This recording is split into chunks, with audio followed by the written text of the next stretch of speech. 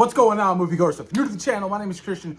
Welcome to SeaWorld Productions. There's so much to talk about, you guys. How exciting. It is almost July. Comic-Con is next month. Deadpool and Wolverine is next month. It is a massive, massive month. Even this past month has been huge with a bunch of shows. We have The Bear Season 3, House of the Dragon Season 2, The Boys, you name it. There is so much great content on TV right now. What are you guys watching down below? Let me know. I am on episode 2 of The Bear Season 3, and so far I am in love, you guys. One of my favorite shows of all time. But in today's video, you guys, we're going to be talking about so much topics. We're going to be talking about Deadpool and Wolverine and Sabertooth. We're going to be talking about the Russo Brothers and Marvel Studios. That one is a very, very interesting one.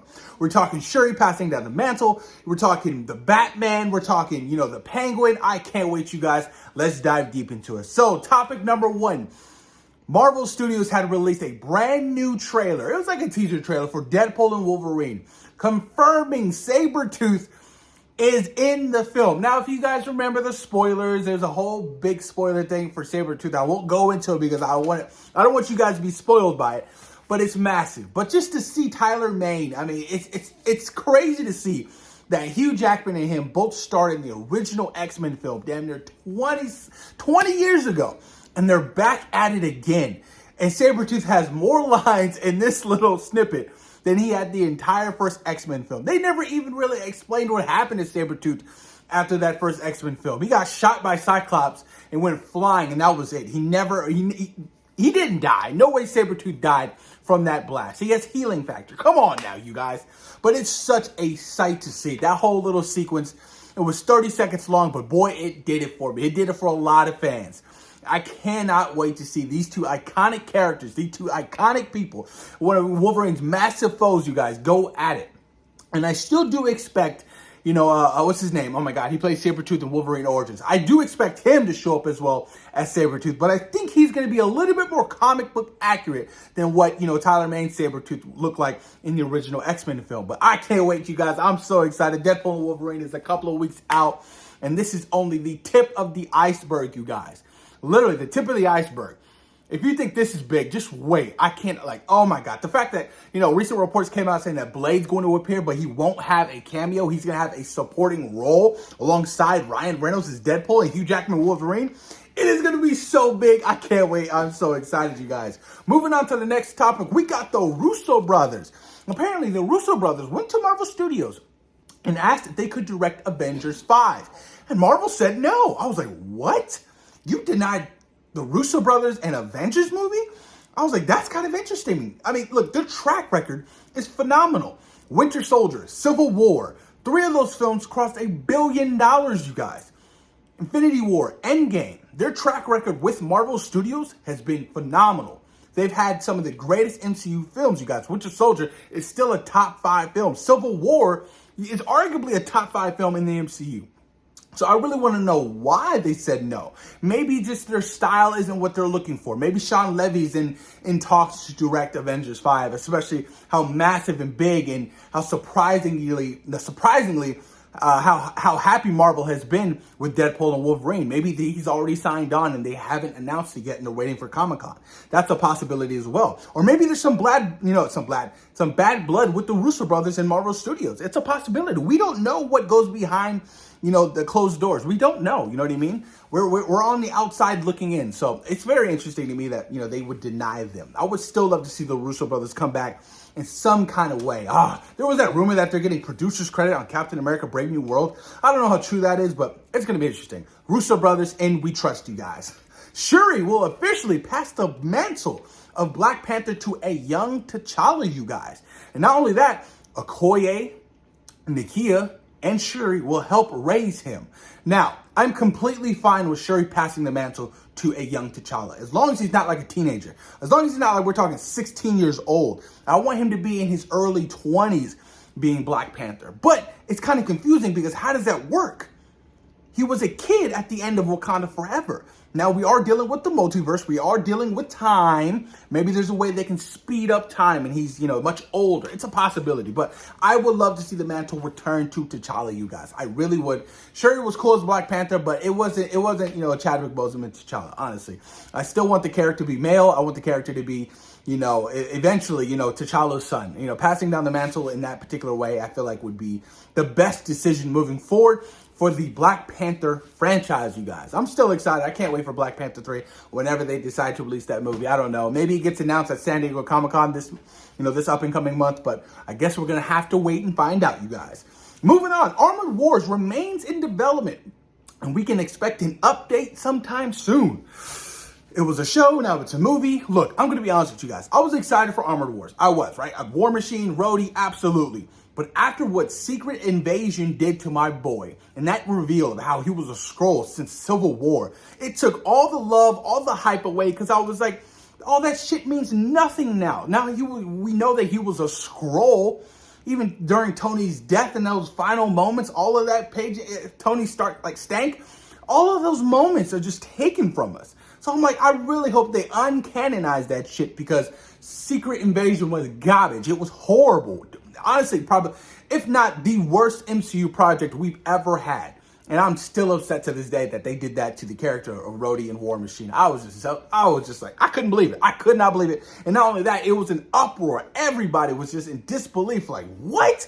Why would you do that? It takes away every single moment the characters had after Civil War. It made no sense. Even the moment with Sam Wilson, in the Falcon and the Winter Soldier, when he's passing on the shield, all of that moments of being a black man, all of that stuff, it just robs you, and it's really unfortunate. But moving on to the next topic, you guys, XMen 97 Season 2 will reportedly drop in the summer of 2025. Thank you, goodness, that we don't have to wait 2 to 3 years for this. Look, they knew XMen 97 was going to be a massive hit. So, they already started working on the second season.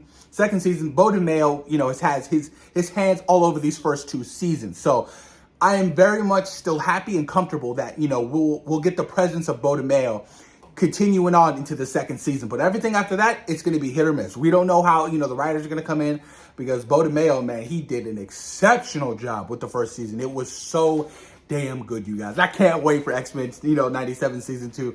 That first season surprised the hell out of me, man. It got me to love animation that much more. It's just everything about it, man. It was absolutely phenomenal. The theme song, you know what I mean? I never skipped it, not once, you guys. I always listened to it because the hype was real. It still is real. It's my ringtone, to be honest with you. Moving on to the next topic, you guys. Captain America will play a pivotal leadership role within the Avengers moving forward. Duh. I mean, why not? It's Sam Wilson.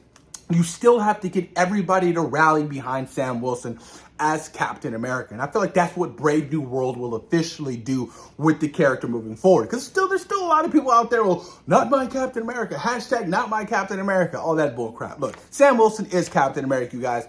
And I think they need to play this character up to be as big or even as bigger as Steve was to the MCU. Because I feel like he's just been hiding in the shadows. I mean, we've only seen him in the Falcon and the Winter Soldier. He's Captain America.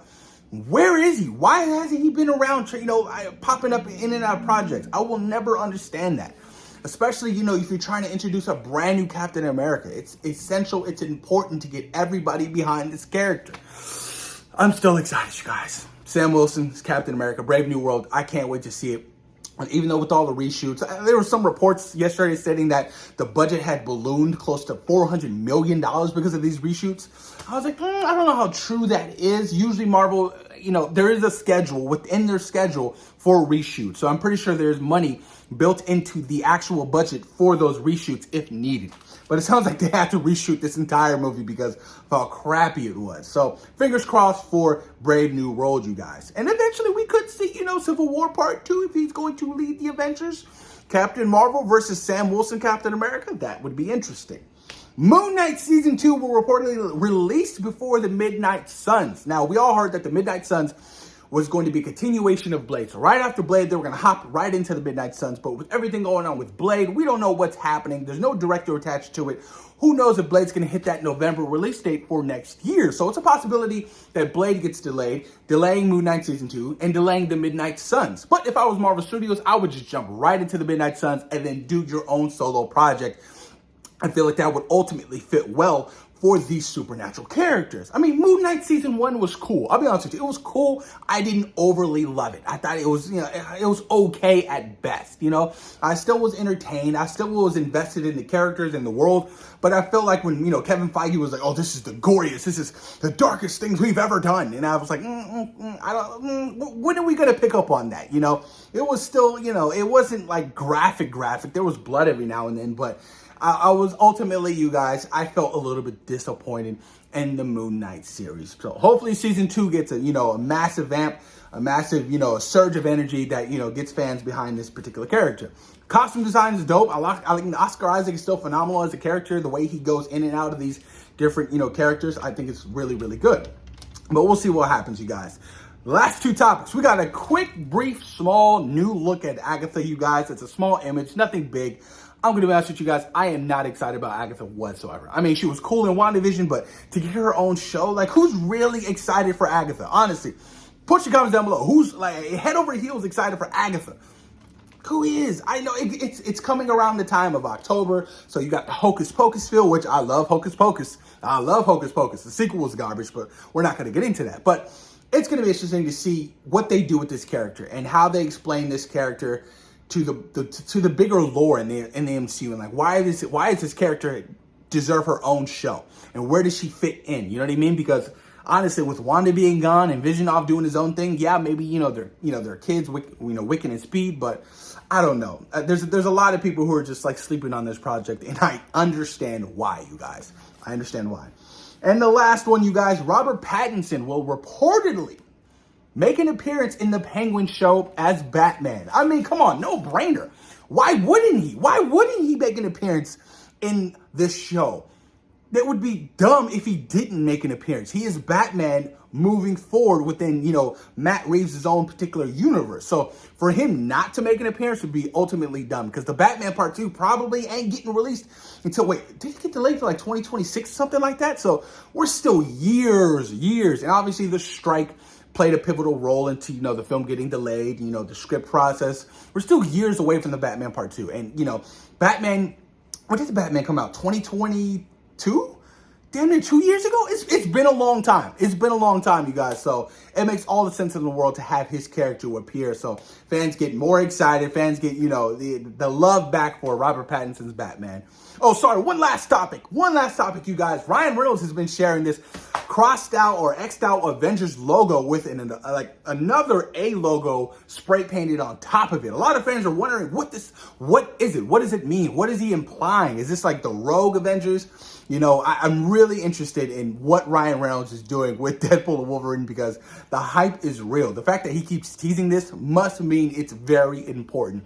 He teased it on his socials and he was wearing a hat. I was like, what does this mean? A lot of fans are trying to decipher this, but nobody has ultimately come up with what it means. I guess we gotta wait, right? The premiere is, I believe, just 2 weeks out, 2.5 weeks out. So it's coming, you guys. And Deadpool and Wolverine is going to break the internet. It's going to break the theater box office run. It's going to make more than Inside Out 2. It is going to do gangbusters, you guys. And I cannot wait. I'm excited. But post your comments down below. Let me know what you guys think about today's interesting topics. Thoughts and opinions, you guys. Why aren't the Russo Brothers returning to the MCU? Do you think there was some kind of beef? I don't know. Post your comments down below and let me know what you guys think. Peace.